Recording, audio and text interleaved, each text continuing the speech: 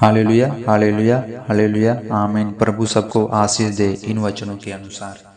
फिर कैसे हेजो फिलादास इलदाब को और बैतूल इन आठों को मिलाकर अब्राहम ने भाई नाहोन के द्वारा जन्म दिया और बैतूल में रिबका उत्पन्न हुई। फिर नाहोन के रूमा नामक एक राखेल भी थी जिससे तेबत गधन तहस का माका उत्पन्न हुआ। सारा की मृत्यु और अंतक्रिय का वर्ण। सारा 127 वर्ष की अवस्था में पहुंची और जब सारा की इतनी आयु हुई तब वह किव्यतों से मर गई और कनान देश में यह और हेलमों की कहलाता है। इसलिए अब्राहम सारा के लिए रोने पीटने की वहां गया। तब अब्राहम साव के पास से उठकर हित्तियों से कहने लगा, मैं तुम्हारे बीच अतिथ और परदेशी हूँ। तुझे अपने मध्य में कब्रिस्तान के लिए ऐसी भूमि जो मेरी निज की हो जाए कि मैं अपने मृतकों से गाड़कर अपनी आँख की लौट करूँ। इस हित्तियों ने अब्राहम से कहा, हे हमारे पिता, हमारी सुन। तू जो हमारे बीच में खड़ा प्रधान है, हमारी कब्रों में है। जिसको तू चाहे उसके अपने मृतक को गाड़। हम में से कोई तुझे अपनी कब्र में लेने से न रोकेंगे। क्या तू अपने मृतक को उस में गाड़ने न पाएगा? तब अब्राहम उठकर खड़ा हुआ और हित्तियों से सम्मुख जो उस देश में निवासी थे दंडवत करने लगा। यदि तुम्हारी यह इच्छा है कि अपने मृतक को गाड़कर अपनी आँख की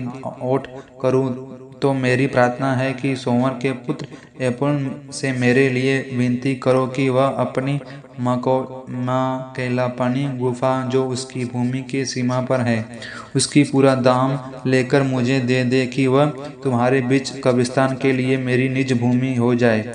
एलपोन हित्तियों के बीच वहां बैठा हुआ, इसलिए जितने हित्तों के उसके नगर के फाटक से होकर भीतर जाते थे, उन सबों के सामने उसने अब्राहम को उत्तर दिया, मेरे प्रभु, ऐसा न है। मेरी सुन, वह भूमि मैं तुझे देता हूँ और उसमें जो गुफा है वह मैं तुझे देता हूँ। अपने जातियों के सम्मुख में से तुझे को देता हूँ। अतः अपने मृतकों में कब्र में रखा। तब अब्राहम ने उस देश को निवासियों के सामने दंडवत किया और उनके सुनते हुए एलपोन से कहा, यदि तू ऐसा चाहे तो मेरी सुन। उस भूमि को जो दाम को या मैं देता चाहता हूँ उसे तुझे से ले ले, तब मैं अपने मृतकों को वहाँ गाड़ूंगा। एमोन के अब्राहम को यह उत्तर दिया, हे हम प्रभु, मेरी बात सुन। भूमि का दाम जो 400 सैकड़ रुपया है, पर मेरे और तेरे बीच में यह क्या है?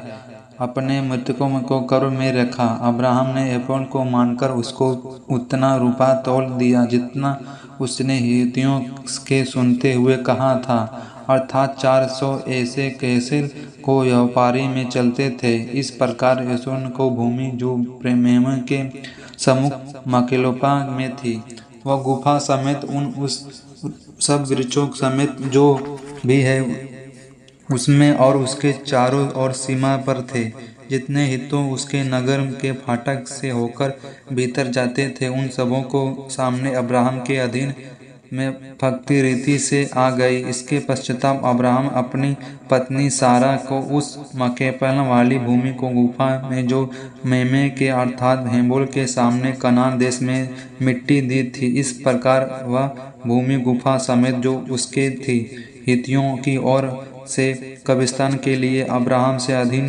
अधिकार में पक्की रीति से आ गई। इसराइल के विवाह का वर्ण। अब्राहम ने अब वृद्धि को हो गया था और उसकी आयु बहुत थी और यहोवा ने सब बातों में उसकी आशीष दी थी। अब्राहम ने उसे अपने दास से जो उसके घर में पुरानित और उसकी सारी संपत्ति पर अधिकार था, कहा, अपना हाथ मेरी गाज के नीचे रख।